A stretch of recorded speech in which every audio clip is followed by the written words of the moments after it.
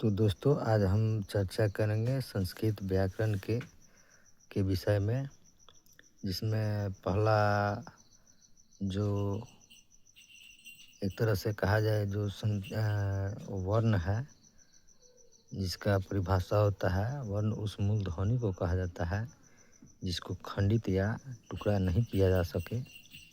Example में मान लीजिए यर ल व कुछ भी हो सकता है, यानी कि क से ग तक ले कुछ भी हो सकता है। वर्ण के प्रकार दो होते हैं, एक स्वर होता है, एक व्यंजन होता है।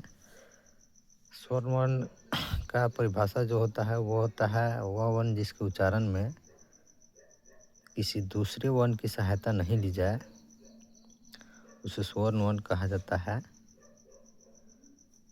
और इसका जो प्रकार होता है, यानी स्वर वर्ण के प्रकार, जो ह्रस्व स्वर है एक, और दूसरा दीर्घ स्वर है, और तीसरा प्लुत स्वर है।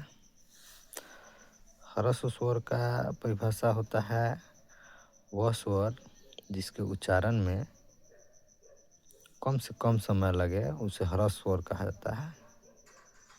जैसे अ, ई, छोटऊ, री एवं ली, और इसकी संख्या 5 ही होती है। इसके अलावा कोई भी अक्षर ह्रस्व स्वर में नहीं आता है, यही 5 आता है। दीर्घ स्वर वह स्वर जिसके उच्चारण में ह्रस्व स्वर के 2 गुना समय लगे, उसे दीर्घ स्वर कहा जाता है। एग्जाम्पल के तौर पर जैसे अ, आ, बड़ऊ, छोटऊ इत्यादि कुछ भी हो सकता है। और ये जो प्लुत स्वर है, इसका परिभाषा होता है वह स्वर जिसके उच्चारण में ह्रस्व स्वर के 3 गुना समय लगे, उसे प्लुत स्वर कहा जाता है। जैसे में हलंत क जोड़ अ बराबर क होगा, अ जोड़ आ बराबर आ होगा। इसी प्रकार क से लेकर के का तक ले कुछ भी हो सकता है, जिसमें अ से अ तक जुड़ा रहेगा, उसे प्लुत स्वर कहता है।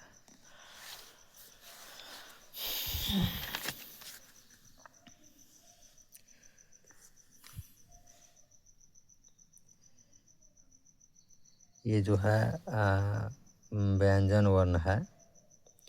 सब व्यंजन वर्ण का जो परिभाषा होता है, जैसे में वह वर्ण जिसके उच्चारण में स्वर वर्ण की सहायता ली जाए, उसे व्यंजन वर्ण कहा जाता है।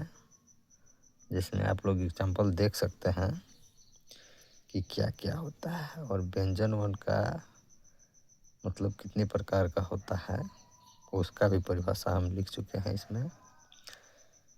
जैसे कवर्ग से लेकर के पवर्ग तक की संख्या को हम स्पर्श व्यंजन वर्ण कहते हैं। इसकी संख्या 25 होती है।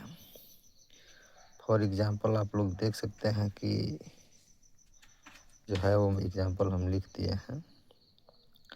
अंत अस्त व्यंजन वर्ण में य, र, ल, य हलंत, र हलंत, ल हलंत, व हलंत को अंत अस्त व्यंजन वर्ण कहा जाता है।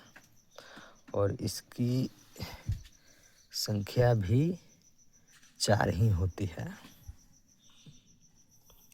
और ऊष्म व्यंजन वर्ण वह वर्ण जिसके उच्चारण में नहीं सॉरी तलाब स, हलंत तलाब स, हलंत मूर्धन्य स और दंती स और हलंत ह को ऊष्म व्यंजन वर्ण कहा जाता है।